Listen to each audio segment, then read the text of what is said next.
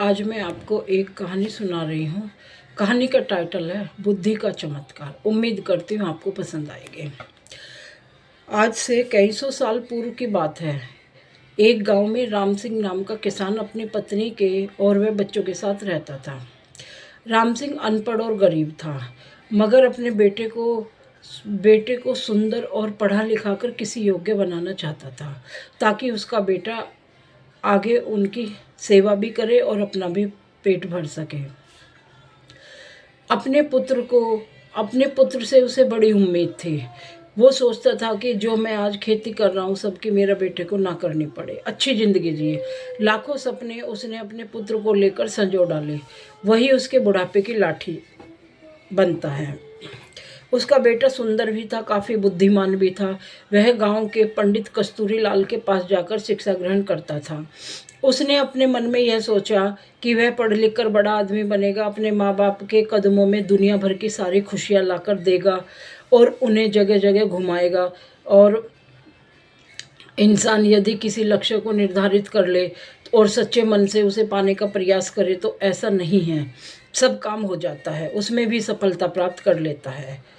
ऐसा ही सुंदर के साथ हुआ। वह अपनी कक्षा में अच्छे नंबरों से पास हुआ। सारे गांव में उसकी खूब वाहवाही हुई।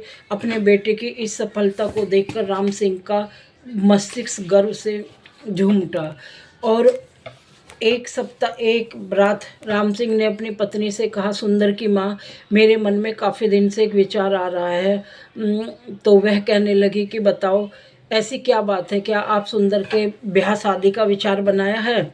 उन्होंने कहा कि नहीं, शादी ब्याह तो टाइम आने पर हो जाएगा, पर मैं ये सोचता हूँ अभी उसको अपने पैरों पे खड़ा होने दे। और मेरे पास थोड़ा सा पैसा इकट्ठा हुआ है, मैं चाहता हूँ कि सुंदर शहर जाके अपनी पढ़ाई करे और पढ़ने लिखने में वह बहुत अच्छा है। तो और हमारा भी अब कोई खेत नहीं बचा है, उसको मैंने बेचकर पैसे ले लिए और सुंदर को मैंने ये सब चीज़ें नहीं बताई। वो कहने लगी, सुंदर की पत्नी, कि तुम बहुत ज़्यादा सोचते हो और कल को हमारे पास सुंदर कामयाब ना हुआ तो कल को हमारे पास रोटी खाने के भी पैसे नहीं होंगे। तो उसने सुंदर को बुलाया और कहा कि बेटा, मैं चाहता हूँ तू शहर जाके पढ़े और मेरे पास कुछ पैसे हैं। और उसको ये नहीं बताया कि मैंने खेत बेचा है, कि तू उन पैसों को ले जा और अच्छी पढ़ाई करे, ताकि कल को तेरा भी फ्यूचर सेफ हो और हमारा भी।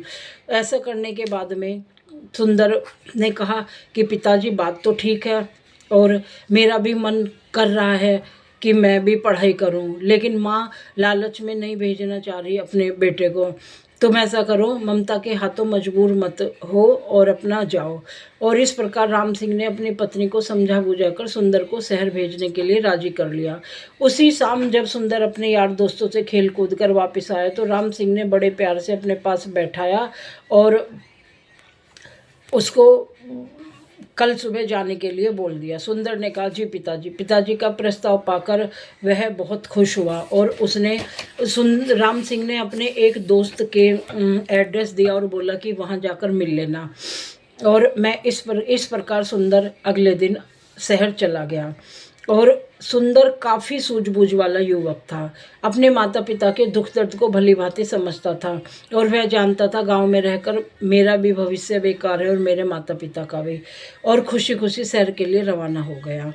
और शहर आकर उसकी आंखें चुंधिया गई, क्योंकि उसने वो चीज़ कभी देखी नहीं। तो खूब भीड़ भाड़ा लगा, सजी संवरी दुकानें, तांगे, इक्को का आवागमन। आश्चर्य से देखता रहा और अपने पिता के बताए हुए दोस्त के पते पर पहुंचा।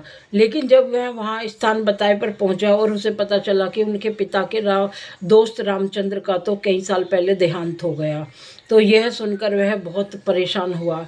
आशा निराशा में बदलती चली गई। लेकिन सुंदर उन युवकों में से नहीं था कि परेशान होकर वापस गांव लौट जाए। उसने हिम्मत ने हारी और आत्मविश्वास उसके अंदर कूट कूट कर भरा हुआ था।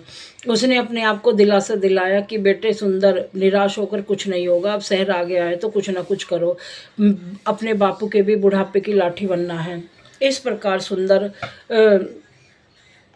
हौसला बांधता और पूछता पूछता एक सराय में पहुंच गया। उसने स्नान सराय में रात में ठहरा और वह स्नान के लिए बाथरूम में गया। नहाकर जैसे ही आया वहां से उसका बैग गायब था। अब बैग में पैसे भी रखे हुए थे। वह बड़ा परेशान हो गया और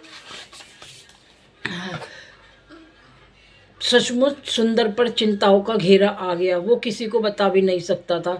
वह सोचने लगा, काश शहर में कोई उसकी जानकारी होती तो उसे नौकरी मिल जाती। एक दिन सुंदर थक हार कर पेड़ के नीचे बैठा। एक कुछ दूरी पर राज कर्मचारी वहीं से गपशप करने गए। अनमना सा सुंदर उनकी आंखों को देखने लगा। दूसरे ने कहा, कुछ भी कहो रामबीरा, तू बड़ा नसीब वाला है। हम दोनों साथ ही दरबार में आए थे और सेवा करते थे, मगर तू राजा के खजांची बन गया और मैं सेवादार ही रह गया।